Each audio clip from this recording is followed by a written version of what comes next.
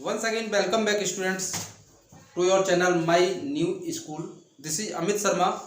आज हम इस वीडियो में क्लास 11th के चैप्टर 2 रिलेशन एंड फंक्शन संबंध और फलन का एक नया टॉपिक फलन या फंक्शन उसको डिस्कस करने वाले हैं. इससे पहले की जो वीडियो की आपकी सीरीज थी उसमें सबसे पहले हमने जो टॉपिक पढ़ा था वो था क्रमित युग्म और उनका दो समुच्चयों का कार्तीय गुणनफल. उसके बाद हमने पढ़ा था संबंध और ये दोनों तीनों ही एक दूसरे से रिलेट थे. अब हमारा यहाँ पर नया टॉपिक जो है वो है फलन. फलन नीचे मैंने लिखा है आर इक्वल टू 1,1 2,3 और 3,4. ये कोई संबंध है जो पहले से हमें गिवन है और एक दूसरा संबंध और है R2 जो कि है 1,4 1,3 2,5. अब हमें यह बताना है क्या ये संबंध जो है वो फलन को निरूपित करेगा या नहीं करेगा. ये संबंध फलन को निरूपित करेगा या नहीं. तो सबसे पहले हम ये जान लेते हैं कि फलन को निरूपित करने की या फंक्शन को रिप्रेजेंट करने के मेथड्स क्या है, मतलब क्या उसमें की पॉइंट्स हैं. पहला की पॉइंट ये है फंक्शन के लिए समुच्चय ए का प्रत्येक अवयव समुच्चय ए का प्रत्येक अवयव समुच्चय बी के अवयव से संगुणित होना चाहिए. समुच्चय ए का प्रत्येक अवयव समुच्चय बी के अवयव से संगुणित होना चाहिए या उससे रिलेट होना चाहिए. पहली कंडीशन. दूसरी कंडीशन समुच्चय ए का एक अवयव समुच्चय ए का एक अवयव समुच्चय बी के दो अवयवों से संगुणित नहीं होना चाहिए. ये बात ध्यान रखेंगे आप. ये दो पॉइंट हैं. तो यहाँ पर जो संबंध दिया है वो दोनों संबंधों में आपको ये बताना है कि या ये फलन को निरूपित कर रहे हैं या नहीं. तो इसके लिए हम एरो डायग्राम बना लेते हैं. एरो डायग्राम में मैंने पहले दो सर्किल बना लिए, एक ए और एक बी.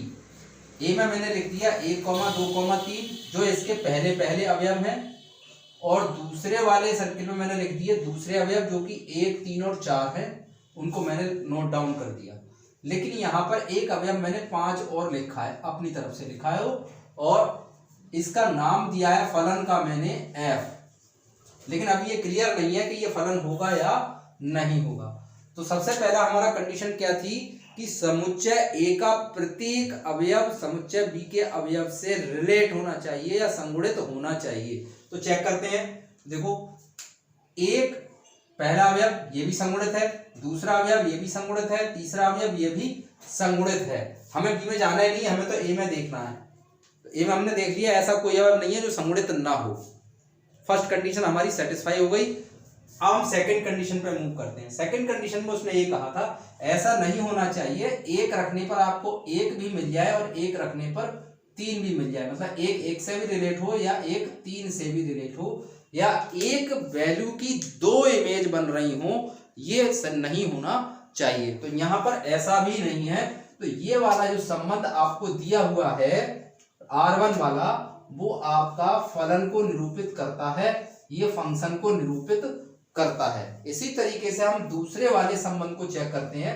इसमें हमने पहले की तरह दो सर्किल बना लिए, ए और बी लिख लिया और 1, 2, 4, 3, 5 जो इसमें अवयव थे वो हमने नोट डाउन कर लिए. अब इसमें ये देखो ए का प्रत्येक अवयव बी के प्रत्येक अवयव से संगुणित है. हाँ है. देखो एक भी है और दो भी है. पहली कंडीशन सेटिस्फाई है. दूसरी कंडीशन थी ए का एक अवयव जो है बी के दो अवयवों से संगुणित नहीं होना चाहिए. जबकि यहाँ पर एक रखने पर आपको 4 भी मिल रहा है और एक रखने पर आपको 3 भी मिल रहा है. अतः यह फलन नहीं है, यह फंक्शन नहीं है. तो यहां से निष्कर्ष क्या निकलता है? निष्कर्ष ये निकलता है कि प्रत्येक संबंध फलन नहीं होता. प्रत्येक संबंध फलन नहीं होता. Every relation not show a function but every function show a relation. प्रत्येक फलन जो है संबंध को निरूपित करेगा परंतु प्रत्येक संबंध फलन को निरूपित नहीं करता है. जैसा कि आपने यहाँ दोनों उदाहरणों में देखा, ये संबंध था इसने फलन को निरूपित किया, ये संबंध था इसने फलन को निरूपित नहीं किया परिभाषा के अनुसार. अब हम प्रतीकात्मक भाषा में फलन को किस तरीके से लिखते हैं वो समझते हैं. तो पहले लिखेंगे हम f such that a tends to b F ऐसा है, दो बिंदी लगी है, ऐसा है कि ए जो है ए का बी में फलन, जिसमें ए जो है एक्स का अवयव होना चाहिए, बी वाई का अवयव होना चाहिए। अगर ये फलन है तो हम लिखेंगे y बराबर एफ एक्स, वाई बराबर एफ एक्स, या y x का फलन है, या y is a function of x।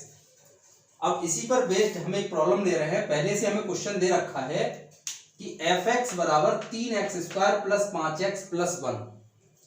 तो इसमें फाइंड आउट करना है आपको f0। क्या फाइंड आउट करना है? f0। तो f0 में क्लियर है, यहाँ पर x है, यहाँ पर 0 है, तो x का मान आप 0 यहाँ पर रख दो। जहां जहां x है वहां वहां आप x की जगह 0 रख दो, तो आपको इसका सॉल्यूशन मिल जाएगा। तो इसका सॉल्यूशन आया आपका 1। ऐसे ही f1 निकालना है तो आप x की जगह 1 रख दो, 3 गुणा 1 स्क्वायर प्लस 5 गुणा 1 प्लस 1, तो ये हो गया 3 और 5 8 और 1 9। इसी प्रकार f2, x की जगह आप 2 रख दो, 5 गुणा 2 प्लस 1 बराबर 2 का स्क्वायर 4, 4 3 12, 5 दूनी 10 और 12, 10 और 12 22 और 1 23। ये आपका एक क्वेश्चन मैंने कराया। अब इसके बाद इसमें टॉपिक आता है फलन। आपका क्लियर होगा कि प्रत्येक संबंध फलन नहीं होता, और फलन क्या होता है ये मैं आपको बता चुका हूं। अब फलन का डोमेन और रेंज, फलन का प्रांत, परास और सह प्रांत, जैसा कि संबंध वाले में हमने पढ़ा था, संबंध के भी प्रांत, परास और सह प्रांत होते हैं, और फलन के भी ये तीनों पॉइंट होते हैं। अब जैसे पहला वाला क्वेश्चन है, ये आपका फलन को निरूपित कर रहा है, ये तो कर ही नहीं रहा है तो इसकी तो हम बात ही नहीं कर रहे हैं। ये वाला फलन को निरूपित कर रहा है, तो इसका प्रांत क्या होगा? तो प्रांत जो होता है, समुच्चय ए के जो अवयव हैं वो हम प्रांत में लिखते हैं, 1, 2, 3, ये हमने प्रांत में लिख दिए। परास में इधर वाले अवयव आते हैं, लेकिन बी वाले अवयव आते हैं, लेकिन जो ए से रिलेट हैं, जो ए से रिलेट हैं, जो ए की इमेज है, वही आपके परास में आएंगे। तो इसमें हम 1 को लिखेंगे, 3 को लिखेंगे, 4 को लिखेंगे, लेकिन 5 को नहीं लिखेंगे। क्यों नहीं लिखेंगे इस 5 को? क्योंकि ये ए के किसी अवयव से संगुणित नहीं है या किसी की इमेज नहीं है, इसको हम परास में नहीं लिखेंगे। अब हम बात करते हैं सह प्रांत की। सह प्रांत में क्या होता है, जो दूसरा समुच्चय है उसके सारे अवयव लिखे जाते हैं, चाहे वो किसी की इमेज हो या ना हो, किसी का प्रतिबिंब हो या ना हो। तो यहाँ पर आप सारे अवयव लिखेंगे 1, 3, 4, 5। तो ये आपका प्रांत क्लियर हो गया, परास क्लियर हो गया, और सह प्रांत। अब इसी पर मैंने एक प्रश्न लिखा है, एफ एक्स बराबर x² माइनस 9 बटे x माइनस 2। अब ये फलन डायरेक्ट दिया हुआ है और आपसे पूछा गया है कि इसका प्रांत बताइए। केवल फलन दे दिया आपको, फंक्शन दे दिया, और पूछा गया है कि आप इसका प्रांत बताइए। यहां तो हमने बता दिया क्योंकि हमारे पास संबंध पहले से था और एरो डायग्राम भी था, तो हमने उसको बता दिया। हम यहां कैसे फाइंड आउट करेंगे कि फलन का प्रांत क्या होगा? तो डिपेंड इस बात पर करता है कि आप ये देखो ऐसी कौन सी वैल्यू है जिस पर फलन या फंक्शन का एग्जिस्टेंस खत्म हो जाएगा। तो यहां पर अपोन में है x माइनस 2। मान लीजिए x माइनस 2 की जगह 0 आ जाए, x माइनस 2 की जगह क्या आ जाए? 0 आ जाए।